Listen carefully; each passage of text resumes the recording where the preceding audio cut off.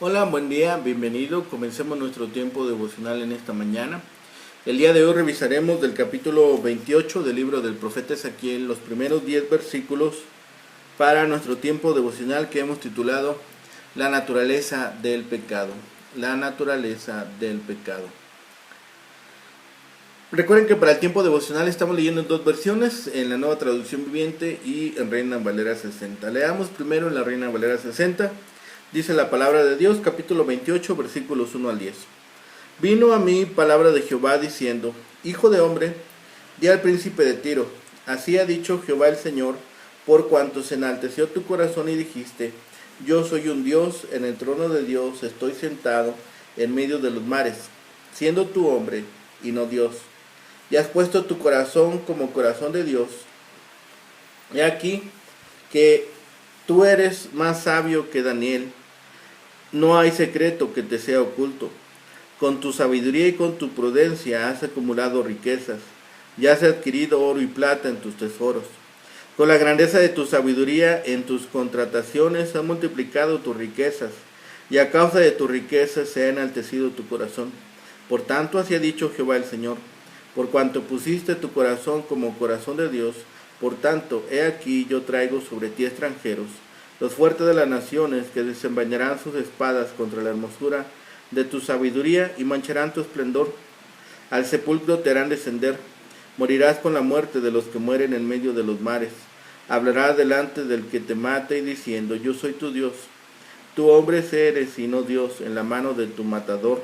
De muerte de incircuncisos morirás por mano de extranjeros, porque yo he hablado, dice Jehová el Señor. La misma porción, capítulo 28, versículos 1 al 10, dice la palabra. Después recibí este mensaje del Señor. Hijo de hombre, dile al príncipe de Tiro este mensaje de parte del Señor soberano. En tu gran arrogancia afirmaste, soy un Dios, estoy sentado en un trono divino en el corazón del mar. Pero eres solo un hombre y no un Dios, aunque te jactes de ser un Dios. Te crees más sabio que Daniel y piensas que ningún secreto está oculto de ti. Con tu sabiduría y entendimiento has acumulado mucha riqueza, oro y plata para tus tesoros. Sí, tu sabiduría te hizo muy rico y tu riqueza es muy orgulloso. Por lo tanto, esto dice el Señor soberano, ya que te crees tan sabio como un Dios, haré que te ataque un ejército extranjero, el terror de las naciones. Ellos desenvainarán sus espadas contra tu maravillosa sabiduría y profanarán tu esplendor.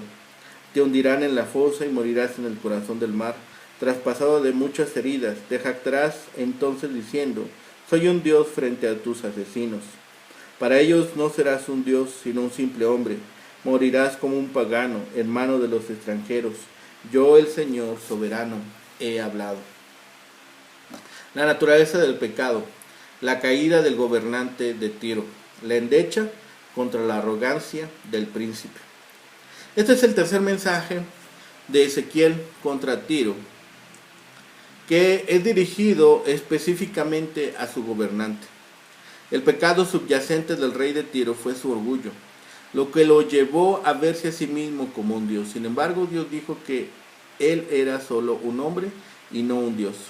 Dios no permitiría que el orgullo del gobernante de Tiro quedara sin respuesta. Este rey, que afirmaba ser un dios, sufría una muerte innoble a manos de los babilonios. El logro de riqueza económica había traído consigo una sensación de orgullo. El proceso se resume en el versículo 5. La gran habilidad en comerciar había llevado a una gran riqueza, y la gran riqueza había llevado al orgullo. Se representa al rey de Tiro como creyendo ser tan sabio como un dios. La profecía advierte que el castigo para tal arrogancia sería humillante y final. Es fácil hallar otros ejemplos de tal orgullo y subsecuente caída a través de la historia y en la actualidad. Es este juicio del gobernante de Tiro que parece que se abordan dos personas diferentes. El príncipe de Tiro, versículo 1 al 10, y el rey de Tiro, versículos 11 al 19. El primer discurso es una declaración de juicio divino, mientras que el segundo es más una lamentación. Ambas personas eran culpables de gran orgullo debido a su sabiduría y riqueza, y ambas abusaron de sus privilegios y ofendieron al Señor. De hecho, el príncipe de Tiro incluso afirmó ser un dios. Sin embargo, los invasores extranjeros destruirían al príncipe de Tiro, mientras que el Señor mismo juzgaría al rey de Tiro. El príncipe es llamado un hombre, pero el rey es llamado el querubín ungido. Más de un estudiante ha identificado al príncipe de Tiro como el gobernante de la ciudad cuando Nabucodonosor invadió, pero ven al rey de Tiro como Satanás, el enemigo de Dios, del pueblo judío, que energizó al príncipe y lo usó para lograr sus propios propósitos malvados. En este juicio sobre el príncipe de Tiro, donde vemos que el problema es el orgullo. Ese es el problema, un pecado que Dios odia. Este gobernante estaba orgulloso de su sabiduría y su riqueza, y debido a este orgullo se exaltó a sí mismo como un dios. Sin embargo, Dios demostraría que no era más que un hombre, porque el príncipe de Tiro sería asesinado y moriría como cualquier otro hombre. Cuando leemos las Escrituras, encontramos ocasiones en que Dios juzgó gobernantes arrogantes como Faraón, a quien los egipcios trataron como un dios, a Nabucodonosor, a Herodes Agripa. Los líderes mundiales que ignoran al Señor y actúan como si fueran dioses serán expuestos y también serán juzgados. Al gobernante de Tiro se le da el trato como representante de toda la nación fenicia, que como individuo particular ocupaba causalmente el trono. A causa de su ubicación absolutamente segura y también a su situación financiera totalmente segura, basada en sus extensas empresas comerciales, Tiro se consideraba el dios del mar. La ciudad se sentía muy orgullosa de lo que había logrado y de su estado actual. Sin embargo, vemos aquí cómo Dios refutó las ideas que Tiro sostenía, cómo exclamó con ironía y cómo se identificó el problema: el orgullo basado en el éxito. Cuando los logros motivan el orgullo, puede llevar solo a una cosa: la rebelión en contra de Dios. Cuando nos hemos convencido de que somos por completo autosuficientes, independientes y seguros, entonces no hay cabida para el Señor, que es el dador de todos los buenos dones. Una actitud así llevará inevitablemente a que nos separemos de la familia de Dios, y a que tengamos en poco a quienes nos rodean. Ambas cosas traerán sobre nosotros la ira de Dios. Los babilonios, los fuertes de las naciones, castigarían a Tiro, destruirían su belleza y su sabiduría y la aniquilarían por completo. Obviamente las pretensiones que tenía Tiro de considerarse divina resultarían inútiles. ¿Hablarás delante del que te mate diciendo, yo soy Dios? El error de nuestra era podría ser el título del mensaje aquí en el capítulo 28. El error, la materia, es lo que más importa. Resultados del error, los efectos sobre Tiro y sobre nosotros, de un énfasis exagerado sobre la prosperidad material. Corrección del error mediante la invasión vertical mantenida por Ezequiel, la elevación de nuestros afectos y el poner primero lo que es primero. Así este mensaje de Tiro se vuelve íntimo. El capítulo 28 de Ezequiel es uno de los más difíciles de interpretar de todo el libro. Esto es así por varios motivos. En cuanto al texto mismo, se puede mencionar en primer lugar la forma literaria. ¿Es poema o es prosa? Por otro lado, las relaciones del capítulo también son fuente de problemas. La unidad del texto, fueron escritas las dos secciones al mismo tiempo. Como factor extratextual, se le deben agregar las distintas interpretaciones históricas. ¿De quién está hablando este pasaje? Pregunta que no está exenta de nuestras ideologías y teologías impuestas al texto. El propósito de esta lectura es tratar de descubrir el significado del mismo y su aplicación a la vida, tratando de no caer en lugares comunes que poco tienen que ver con el contenido del capítulo. Lo primero que hay que reconocer es la profunda diferencia entre los primeros 10 versículos y la segunda parte del versículo 11 al 19. Esta sección primera del capítulo 28 está dirigida al soberano, al príncipe, mientras que la segunda al rey, al Melec. Mientras que la primera sección es un mensaje de juicio directo, la segunda es un lamento. Finalmente, es la primera sección donde los agentes del castigo serán extranjeros, mientras que en la segunda Dios mismo será el que castigue directamente. De la misma manera que hay diferencias, se puede notar la unidad temática, comenzando con la naturaleza del pecado, la identificación personal. La estructura comienza con una introducción que le sigue la presentación del pecado y termina con el castigo, y una semejanza de vocabulario que se habrá de mencionar a lo largo de la presentación. Así es la caída del príncipe de Tiro.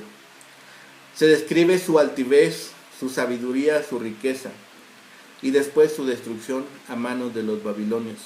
Sin duda, este príncipe es sombra del anticristo.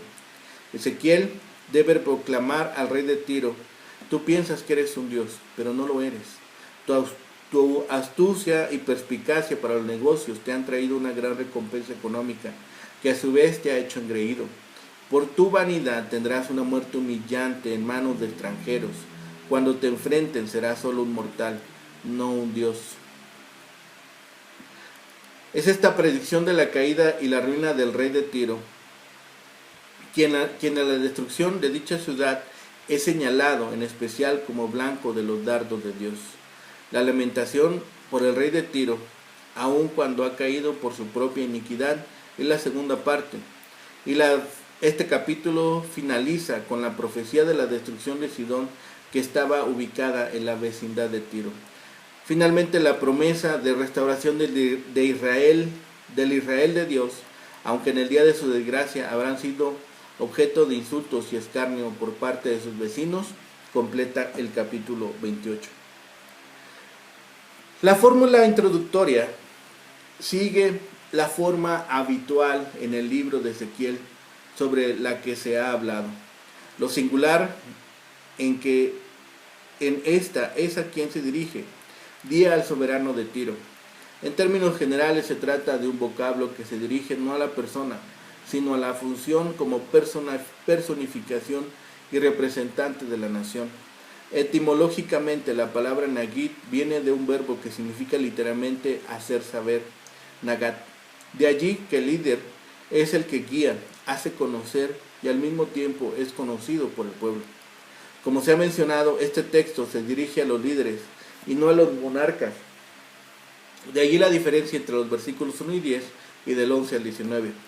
Son por un lado producto y también responsables por el carácter del pueblo al que gobiernan. El liderazgo surge del pueblo, son parte del mismo y al mismo tiempo con sus actitudes forman al mismo pueblo que los ha elevado a esa posición. De esta manera, en la condena contra los Nagid de Tiro es el mismo pueblo el que estaba siendo juzgado. La naturaleza del pecado la observamos al presentar el pecado de Tiro. Tu corazón se enalteció, detallando qué implicaba esto de manera concreta. Se debe tener presente el término corazón, que se refiere a voluntad o la vida interior de una persona, y el término enalteció significa literalmente ser alto y se usa en relación con la diferencia entre cielos y tierra. La frase implica que se elevó a sí mismo. El texto contiene 3 expresiones que muestran de manera concreta la actitud del liderazgo de Tiro. En primer lugar dice: yo soy Dios, o yo soy un Dios. Esta declaración, como todo el pasaje, tiene por lo menos algunas particularidades a considerar. La primera es que la palabra que se traduce Dios no es la tradicional Elohim, sino Él, que como designación de la divinidad es más amplia que la primera mencionada. Por otro lado, la ausencia del artículo no indica necesariamente que se lo debe entender como indefinido, como la mayoría de las traducciones. Quizás es mejor contemplar la posibilidad de que se consideraba divino, no necesariamente un Dios.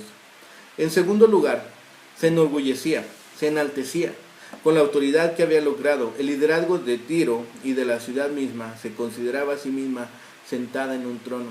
La palabra se traduce sede, moshab, significa literalmente trono, a lo que se agrega la palabra dioses, que en este caso es Elohim.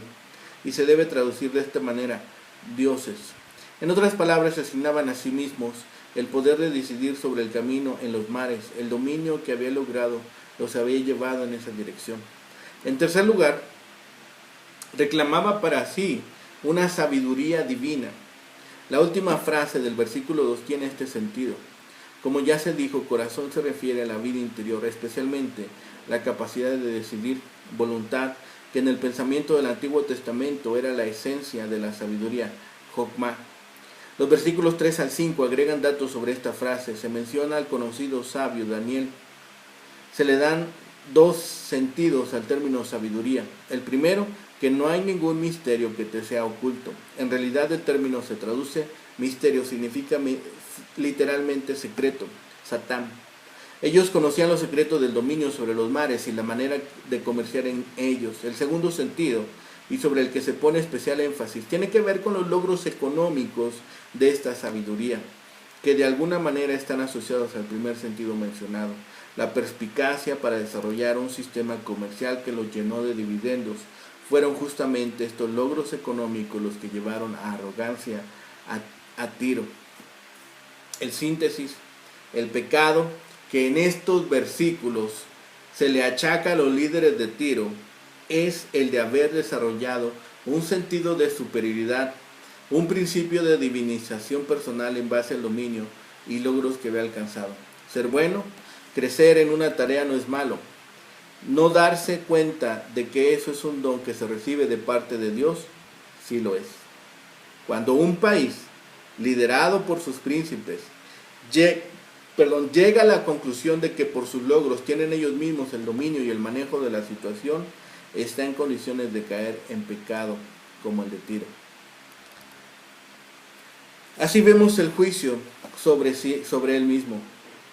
La presentación de la sentencia se inicia con la forma habitual, por tanto, así ha dicho.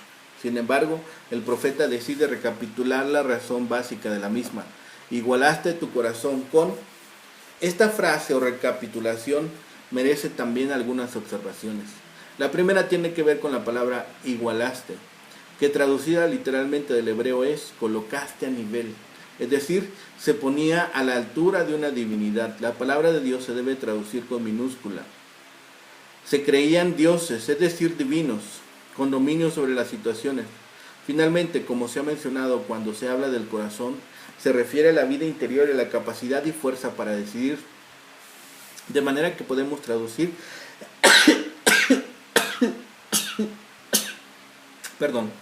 crees tener la inteligencia de un Dios. Es posible la traducción más correcta y quizá la mezclara. Fue por su propia audacia y arrogancia en la que reclamaba para sí capacidades y prerrogativas divinas lo que lo llevó a su propia perdición. En realidad, la síntesis del castigo se encuentra en el versículo 9. Eres hombre. Dios colocaría a ese pueblo a nivel de los demás, por lo que estaban expuestos a las mismas circunstancias de los otros pueblos. En este texto se mencionan los agentes o instrumentos humanos del castigo. En el capítulo 26 se mencionó por nombre a Nabucodonosor. En este pasaje, al contrario, no se limita a un solo pueblo, sino la presentación de los que ejecutarían la pena que Dios mismo había decretado. Son extranjeros, Sarim, la palabra que significa en realidad enemigos y crueles, Aritz, usado en una construcción superlativa, lo peor de lo peor. Toda su hermosura y su esplendor no solamente caerá bajo la espada de estos, sino que al mismo tiempo será motivo por el que estos se interesarán en la ciudad. Su pretendida capacidad y el conocimiento sobrenatural se descubrirá como simplemente humana, superior por sus logros, pero dentro de la esfera humana. El término que se traduce hombre, Adam, es genérico y significa literalmente ser humano. Aquí el texto opone lo que ellos creían ser, divinos, con lo que realmente eran, humanos. 3 veces se menciona la palabra morirás, o muertos en estos versículos, a lo que hay que agregar descender a la fosa. Esto muestra las limitaciones que tenían. Su tiempo de vida estaba limitado y no lo manejaban ellos.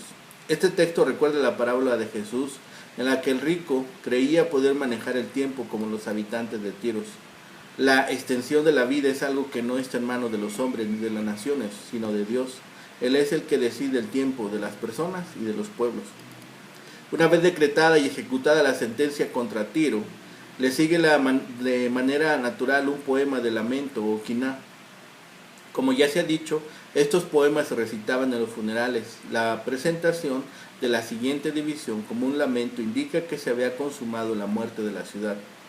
El rey de Tiro, aquí singularizado de entre el resto, recibe este mensaje de parte del Señor Jehová para él, y el profeta se lo envía. El profeta se lo hace llegar. Debe echarle en cara su orgullo. Solo un orgullo, justamente llamado satánico, puede hacer que un mero hombre se crea Dios. Quizá pensaba que la ciudad de Tiro dependía de él tan necesariamente como depende el mundo de Dios que lo creó. Pero se le dice claramente que no es un Dios, sino un mero hombre, una frágil y mortal criatura de Dios. No importa que le aluden hasta que lo adulen, hasta hacerle creer que es superior a todos los demás mortales. Con fino sarcasmo se le dice: he aquí, tú eres más sabio que Daniel, no hay secreto que te sea oculto. Así como algunos reyes de Judá eran aficionados a la agricultura, así el rey de Tiro era aficionado al comercio, y de este modo había acumulado riquezas y adquirido oro y plata en sus tesoros. Atribuía a sí mismo y a su sabiduría y a su sagacidad el incremento de sus riquezas, no a la providencia de Dios. Se le olvidaba así del que da el poder para hacer las riquezas. Se creyó sabio porque era rico, siendo así que un necio puede llegar a enseñorearse de una gran fortuna. Como quiera que el orgullo va delante de la destrucción y un espíritu altivo antes de una caída, el profeta tiene que referirle al rey de Tiro esa destrucción y esa caída por haber pretendido ser un Dios. Vas a dejar de ser ni siquiera hombre. He aquí que yo traigo sobre ti extranjeros, los más feroces de las naciones, los caldeos, un ejército formado de soldados de muchas naciones y temibles por su fuerza y su ferocidad. Destruirán todas las riquezas que el rey acumuló con sabiduría y mancharán tu esplendor, es decir, profanarán esa gloria que él ha considerado divina. Y hasta en su muerte va a quedar tan envilecido que puede desesperar de ser deidificado después de morir. ¿Acaso le dirá al que le mate: yo soy Dios? La muerte de incircuncisos significa aquí una muerte vergonzosa, la de los pasados a cuchillo y cuyos cadáveres o yacen sin sepultar y sin honor, o son enterrados donde mejor parece, sin discriminación y sin honores fúnebres. El príncipe, el rey de Tiro, representa al pueblo en su orgullo y soberbia. Se le responsabiliza de ellos delante de Dios. El profeta le declara hombre y no Dios. Los reyes orientales, a diferencia de los emperadores romanos, no creían en su propia divinidad. Ezequiel quiere destacar la opinión enaltecida que el rey tenía de sí mismo. Irónicamente, Ezequiel le dice que eres más sabio que Daniel. Ya en esta época temprana, Daniel se había distinguido en Babilonia como hombre sabio en las cosas de Dios. Con estas características, el profeta quiere presentar en persona del rey el espíritu del pueblo. Este espíritu de orgullo y soberbia había de desaparecer con toda la venida de los conquistadores, los caldeos, que habían de destruir la gran ciudad comercial. Baal o Itobal II era el príncipe o rey de Tiro, y habiéndose enaltecido con orgullo excesivo, reclamó para sí honores divinos. El orgullo es el pecado peculiar de nuestra naturaleza caída. Ninguna sabiduría puede guiar a la felicidad en este mundo o en el venidero salvo la que da el Señor. El antiguo príncipe de Tiro pensó que era capaz de proteger a su pueblo por su propio poder y se consideró como igual a los habitantes del cielo divino. Si fuera posible habitar en el jardín del Edén o hasta entrar en el cielo, ninguna felicidad sólida podría disfrutarse sin una mente humilde, sana y espiritual. Todo orgullo espiritual es especialmente dado del diablo.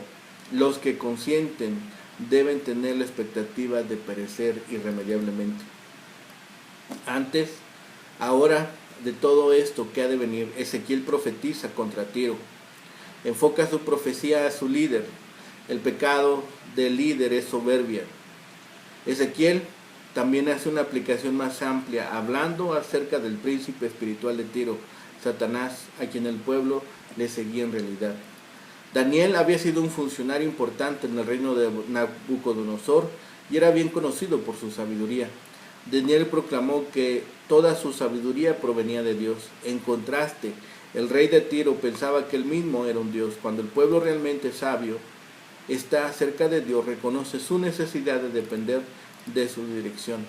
Así es abatida el orgullo del príncipe de Tiro.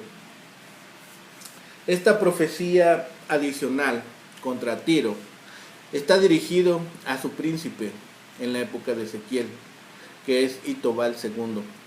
En la profecía, el rey es condenado sobre la base de sus crímenes hacia Dios, no específicamente hacia Israel, que él no adoró al único Dios verdadero, que él no pidió perdón por sus pecados, ni reconoció que era quien le había dado todos sus dones.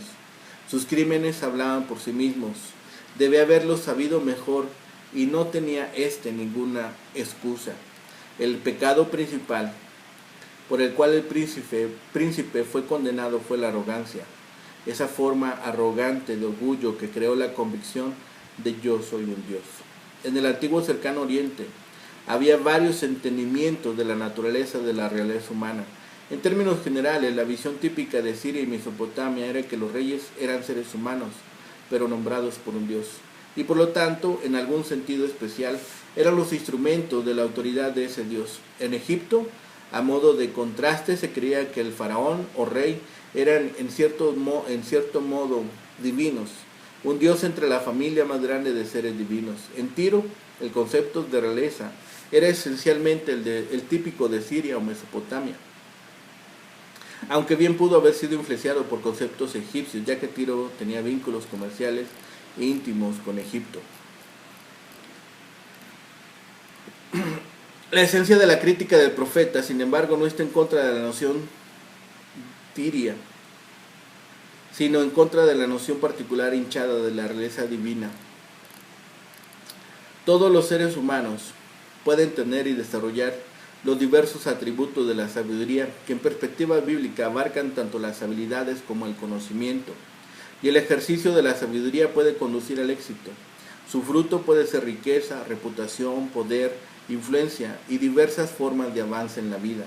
Pero el poseedor de sabiduría debe saber no solo cómo usarla, sino también cómo vivir con sus resultados.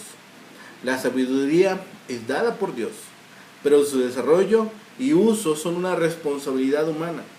Y debido a que muy a menudo el éxito que sigue al ejercicio de la sabiduría humana puede haber sido logrado en parte por el trabajo duro, es fácil recordar el propio esfuerzo y olvidar el don divino sin el cual todo esfuerzo habría sido inútil. El orgullo que puede surgir de los éxitos de la sabiduría es un orgullo arraigado en el olvido. El que domina la verdad de la sabiduría humana es el que recuerda que su fuente es Dios. Así que nosotros no olvidemos de dónde proviene nuestra fuerza, de dónde provienen los dones, porque esto nos evitará que el pecado germine y que el pecado haga presa de nosotros. Oremos. Bendito Padre Celestial, gracias Señor por este tiempo, gracias Señor por tu palabra, gracias Señor porque podemos leerla. Y Padre bendito Señor, te rogamos que en este día, Señor, tú nos permitas seguir creciendo en estatura, en sabiduría, en conocimiento, Señor, y sobre todo en amor para contigo y nuestros prójimos. Padre, dejamos todo en tus manos, rogamos a ti y clamamos a ti por estas bendiciones y por las necesidades, Señor, que tenemos para que tú lo suplas según tu santa voluntad. Todo lo dejamos en tus manos, Señor, todo lo clamamos a ti, lo pedimos y rogamos en el bendito nombre de Cristo Jesús, Señor y Salvador nuestro. Amén. Que tengan un excelente día, que el Señor les bendiga.